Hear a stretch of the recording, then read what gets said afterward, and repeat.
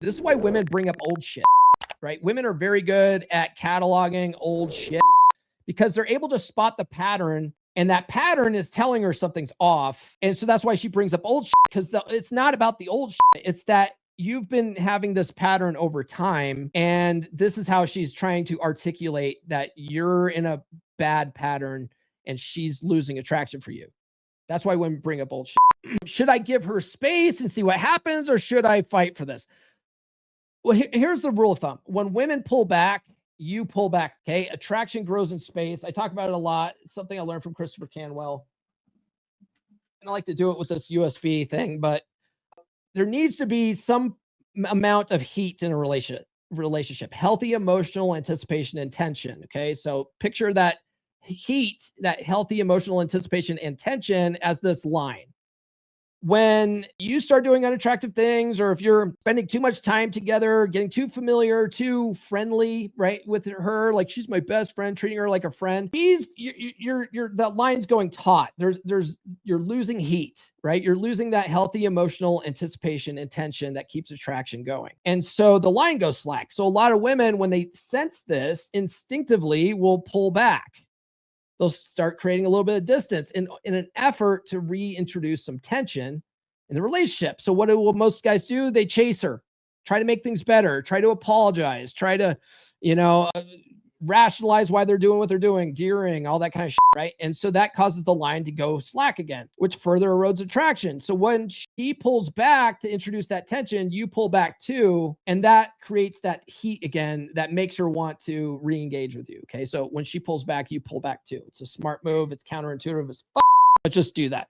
But with this chick, her flirting with her, it's a red flag. I'd let her go, bro. I would drop her. But anyway, I don't want to lose her. I love her, but I also don't want to keep turning into this version of myself that I don't even recognize.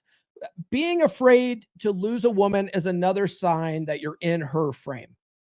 If you're afraid of losing her, you're operating in her frame, okay? The cardinal rule of relationships is whoever needs the other person least has all the power in a relationship. So if you're afraid of losing her, she has all the power in the relationship.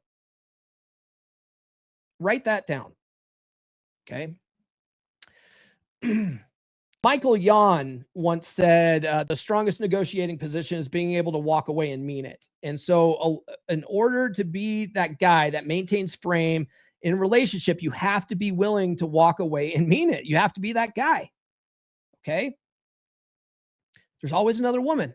There's another bus every 15 minutes. Shout out to Corey Wayne. Has anyone been through something like this? Can things go back to how they were, or am I kidding myself? Thanks for reading this giant rant. I just needed to get it off my chest. Any advice is appreciated. A guy who might have blown it. Again, thinking that you've blown it means you're operating in her frame. Okay. What advice do you have for this guy? Let me know in the chat. Okay. A lot of you guys are watching. A lot of you guys have been quiet in the chat right now. Let me know, what would you tell this guy? Drop it in the comments in the live chat. If you guys are watching the replay, drop a comment below. What would you tell this guy if you were advising him? Okay. Assuming that you're a red pill aware guy, you've been watching the podcast forever, you know all the things. What would you advise this guy? Drop it in the chat. Okay. The only reason she's not dumping you outright, probably, if this guy's watching, it's probably not. The only reason she's not dumping you outright is because she's probably lining up one of her male orbiters. Right? A lot of these women don't want to just dump you outright until they've secured their next guy.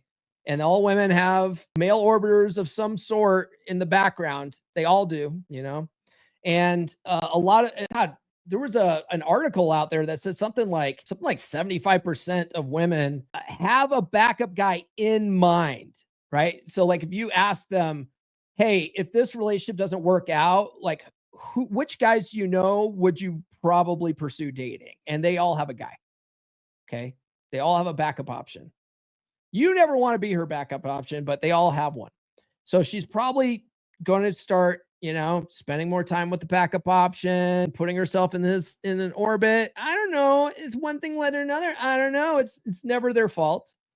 I was just on a lady's podcast the other day. The podcast is called The Scarlet Edit. She's a very nice woman. She asked very good questions. She was a very great host. The reason why she started her podcast was because she was the other woman in an affair for several years. And one of the things she said on the episode is, yeah, I mean, affairs, they don't happen on purpose. They just happen. Like for women, they just happen. Right. I think for men, they do just happen. But for women, they make it happen by putting themselves in their orbit, right? Like a guy that if she was truly in love with her boyfriend or her husband, and a guy said, "Hey, let's go get some lunch," right? Like Bob from accounting says, "Hey, Susan, let's go get some lunch." She would be like, "I can't, I'm married," or "I can't, I got a boyfriend," right? But all of a sudden, when she's got her options open and she's like, "Yeah, it's just an innocent lunch. Of course. Oh, it's at your house? Sure, I'll let you make me lunch. What could possibly happen? Oh, I don't know what happened, right? That's how affairs happen with women. They make it happen by putting themselves in dudes' orbits and letting it happen, right? That's how that happens. Anyway, and now I'm stuck. So, anyway, she hasn't dumped you yet, bro, because she's lining up her orbiters. And now I'm stuck wondering, did I just ruin this relationship with one night of acting like an idiot, or has this been building for a while and that night was just the nail in the coffin? One, going back to frame, did I mess this up? It's a bad mental frame to have. A lot of guys do that. Oh, I'm afraid I fucked this up with this girl. Okay. She messed it up with her flirty behavior with another man. She fucked it up, not you. Okay. Now, could he have handled it better? Absolutely. Okay. I would reframe this as a learning opportunity. Maybe not in this relationship because that flirty, right? But definitely something to look out for in the next one. I would reframe that. I wouldn't look at it like I messed this up. I learned how not to act in my next relationship. Okay. So the next thing he says is, because if I'm honest, this isn't the first time I've acted jealous. Not this bad, but little things like if she's on her phone and smiling, I'll ask who she's texting. Or if she mentions a guy at work, I'll feel this knot in my stomach. I never used to be like that.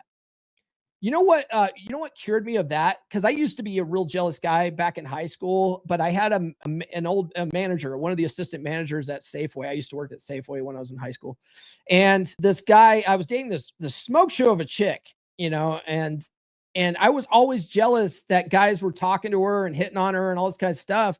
And I was talking to one of my friends about it at work, and this manager overheard me and he goes, "If you don't want guys hitting on your woman, date an ugly woman." And I was like, "What? What are you talking about?" And he goes, seriously, he goes, if you're going to be dating attractive women, guys are going to hit on them. And as long as they're loyal and they're acting right or whatever, acting insecure and jealous about it is really just going to drive them away and all this, whatever. But he's like, the point is you just have to understand that she's attractive. Of course, guys are going to hit on her. Okay. But she's with you, bro. She's with you. So after that, I stopped being jealous. I was like, yeah, you're right. Because I don't want to date ugly chicks just to avoid feeling jealous. So then I went completely opposite, and I'm way not jealous, probably to a fault. So then in my blue pill programming, I didn't see the red flags that were there. Right. But you can't be mad at these guys for hitting on your girl because she's hot. What you got to be doing is watching her behavior around the guys that are hitting on her. Okay. If your girl is shutting dudes down, awesome. Yeah, it's kind of, yeah, she's with me, bro. Like that's kind of awesome status, right? So anyway, I would try to get rid of that jealous mentality as much as possible. I think back to when we first started dating. I was confident, busy, focused.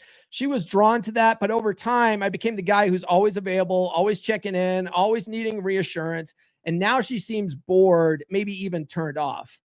Yeah, because you completely fell off frame. So this is what I would say is more of the blue pilled alpha kind of guy. Blue pilled alpha guy. He's in life in general. He's probably on top of his game at work, in his male social circles. He's the man. But when it comes to women, he turns to putty, right? That's like that's I would say would be a blue pilled alpha kind of guy, right?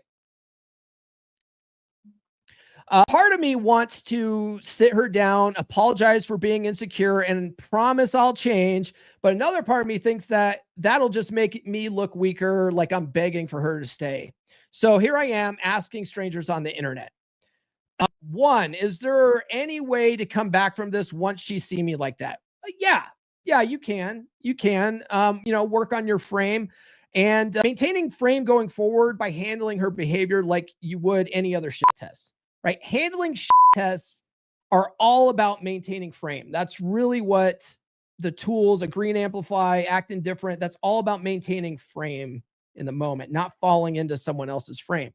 So a good way to have handled that situation would be with indifference in the moment, okay? Showing her in the moment that you're not impacted by it, but on the way home, setting that boundary, okay? Cuz the way you want to handle relationships is you want to praise in public and correct in private, okay? But going to her at the party going, what do you like her, like him better than me, like that's just insecure, reacting from emotion, poor mental frame, okay? But in the moment, just acting different to it, like no big deal. But on the way home, you'd be like, hey, look, I know that guy was a friend of yours, but I can't be with a girl who is really flirty and chummy with old college friends, especially male friends. I can't do that. All right. But the choice is up to her, but that's setting the boundary. I can't be in this. I can't be like that. And then, but stay even keeled and don't get into your emotions. Don't allow yourself to get into your emotions. Be even keeled about it. Right. And then she might get upset, might call you names, insecure or whatever. Treat that with indifference. And then use tools like fogging, use tools like broken record or whatever. And then she either complies or she doesn't. Okay. The choice is up to her, but you have to be willing to walk away. Okay. He says, do women lose respect for you permanently once you act insecure? If you do it once, no. But women are really good at spotting patterns. So if you make this a habit, it will really start to erode her attraction for you. New episodes every Monday, Wednesday, and Friday. Subscribe now.